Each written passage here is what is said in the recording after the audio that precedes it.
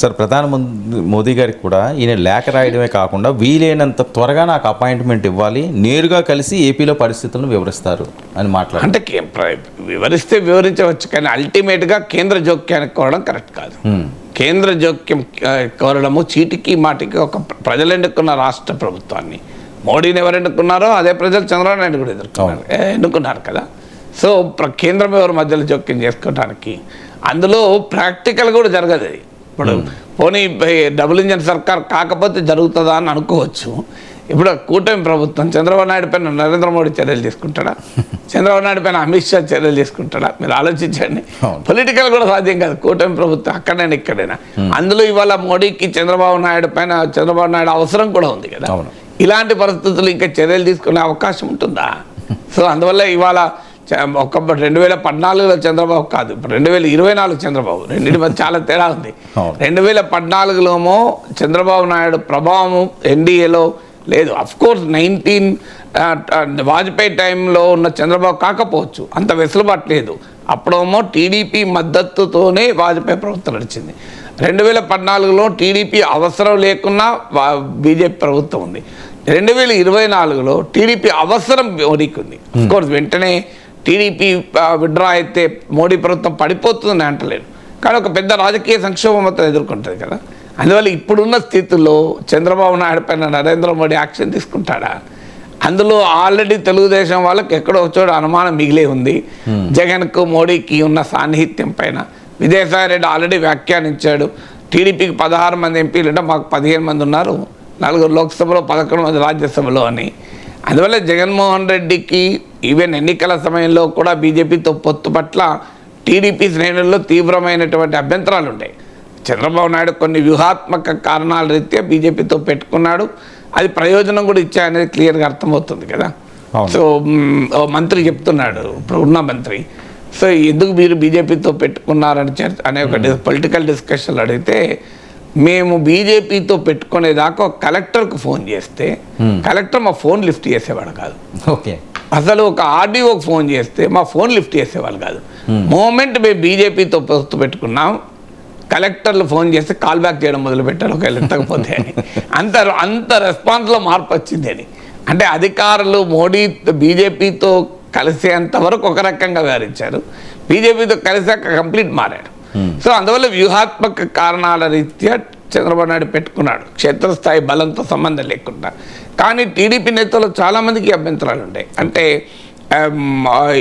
జగన్కు అనుకూలంగా ఉంటారేమో అని. ఇప్పుడు నిన్న కాక మొన్న లోక్సభ స్పీకర్ ఎన్నిక మనం చూసాం కదా, 293 మంది ఎంపీల మద్దతు ఎన్డీఏకు ఉంది. స్పీకర్ పదవిని ఈజీగా గెలుచుకుంటారు, అవసరం కూడా లేదు.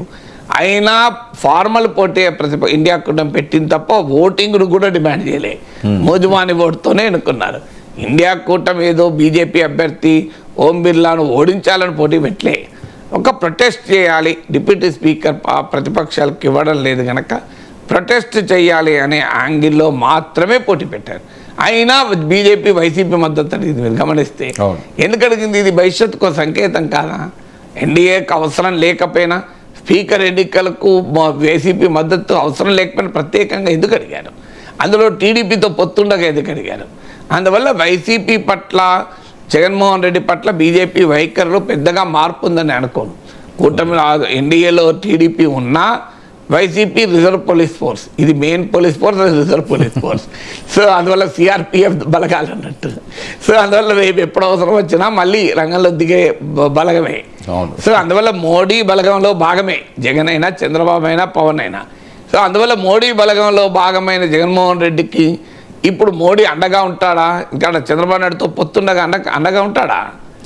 అందువల్ల ప్రాక్టికల్గా జగన్మోహన్ రెడ్డి వెళ్ళి మోడీకి చెప్తే మోడీ వెంటనే చంద్రబాబు నాయుడు ఫోన్ చేసి, వాట్ మిస్టర్ క్యా చంద్రబాబు నాయుడు జీ, చంద్రబాబు నాయుడు గారు आप ऐसा नहीं करना, जगनमोहन रेड्डी को आप कुछ भी हार्म नहीं करना, వైసీపీ లోగం కో హరాస్ నై కన్నా అని చెప్తాడా అమిత్ షా అయినా మోడీ అయినా?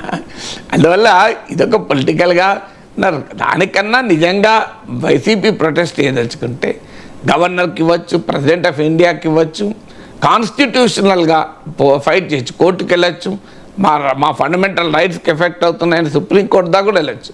కాన్స్టిట్యూషనల్ రెమెడీస్ ఉన్నాయి. దానికి మీకు సివిల్ సొసైటీ రంగంలో దించవచ్చు. There are many forms. అయితే జగన్మోహన్ రెడ్డి స్వయంకృతాపరాధం ఏంటంటే దేశంలో ఏ రాజకీయ పార్టీ ఆయనకు మద్దతు ఇచ్చే పొజిషన్లో లేదు. ఎందుకంటే ఆయన ఎన్డీఏలో లేడు, ఇండియా కూటమిలో లేడు. ఎటో ఒకవేళ జగన్మోహన్ రెడ్డి ఇండియా కూటమిలో ఉండి ఉంటే ఇప్పుడు ఆటోమేటిక్గా ఆయనకు మద్దతుగా ఒక సభ పెడితే విజయవాడలో టీడీపీ రాజకీయ హింసపై సభ అంటే ఓ స్టాలిన్ వచ్చేవాడు, ఓ మమతా బెనర్జీ వచ్చేది, ఒక అరవింద్ కేజ్రీవాల్ వచ్చేవారు, ఓ హేమంత్ సోరెన్ వచ్చేవారు, ఓ పినరాయి విజయన్ వచ్చేవారు, ఒక 6-7 ముఖ్యమంత్రులు వచ్చేవారు కదా. దాని పొలిటికల్ ఇంపాక్ట్ చాలా ఎక్కువ ఉండేది కదా. కానీ జగన్మోహన్ రెడ్డికి ఉన్న ప్రత్యేక పరిస్థితి, స్పెషల్ స్టేటస్ అదేంటంటే ఆయన మీద కేసులు ఉన్నాయి, సిబిఐ ఈడీ కేసులు. దానివల్ల ఆయన బీజేపీకి వ్యతిరేకంగా ఇండియా కూటమికి వెళ్ళే పరిస్థితిలో లేదు. అందువల్ల ఒక రకంగా జాతీయ రాజకీయాలు ఐసోలేటెడ్. అంటే అటు ఎన్డీఏలో లేడు, ఇటు ఇండియా కూటమి లేడు. ఎన్డీఏలోనూ ఇండియా కూటమి లేని వాళ్ళంతా దెబ్బతిన్నారు. అటు తమిళనాడులో ఏడీఎంకే దెబ్బతిన్నది, ఒరిస్సాలో బిజు జనతా దళ దెబ్బతిన్నది, మీకు పంజాబ్లో శిరోమణి అకాలీ దళ దెబ్బతిన్నది. మీరు గమనించాను, అందరూ దెబ్బతిన్నారు. సో ఎవరెవరైతే ఎన్డీఏలో ఇండియా కూటమి రెండిట్లో లేరో, ఇక్కడ తెలంగాణలో బీఆర్ఎస్ దెబ్బతిన్నది, ఆంధ్రప్రదేశ్లో వైఎస్ఆర్ కాంగ్రెస్ దెబ్బతిన్నది. అందువల్ల ఇప్పుడు ఆయనకున్న ఆప్షన్, ఒకవేళ ఇండియా కూటమిలో ఉండుంటే ఇవాళ మొత్తం ఇండియా కూటమి పక్షాలన్నింటినీ ర్యాలీ చేసి పార్లమెంట్ లోపల బయట పెద్ద హంగామా చేస్తానికి అవకాశం ఉండేది. ఆ అవకాశాన్ని ఆయనకున్న ప్రత్యేక స్పెషల్ స్టేటస్ వల్ల కోల్పోయాడు, మోడీతో అవసరం వల్ల. అందువల్ల ఇప్పుడు పొలిటికల్గా జాతీయ స్థాయిలో ఎవరు రెస్పాన్స్ రారు. ఏమైనా ఉంటే ఒకటి కోర్టులకు వెళ్ళడం, 2 రాజ్యాంగ వ్యవస్థలను రిప్రజెంట్ చేయడం, దాంతో ఏమైనా అవుతుందా కాదా అన్నది క్యాంపెయిన్కు. అన్నిటికీ మించి ప్రజలను సమీకరించడం, ప్రజాక్షేత్రంలో ఫైట్ చేయడమే ఎప్పుడు కూడా పొలిటికల్ వయలెన్స్కు పరిష్కారం. ఒకవేళ జగన్మోహన్ రెడ్డి ఫీల్ అయితే మాపై రాజకీయ హింస జరుగుతుంది అని, దాన్ని ప్రజలు సమాయత్తపరచడమే. ప్రజలే వ్యతిరేకించిన రోజు, ప్రజలే ప్రతిఘటించిన రోజు ఏ ప్రభుత్వమైనా జాగ్రత్త పడుతుంది కదా.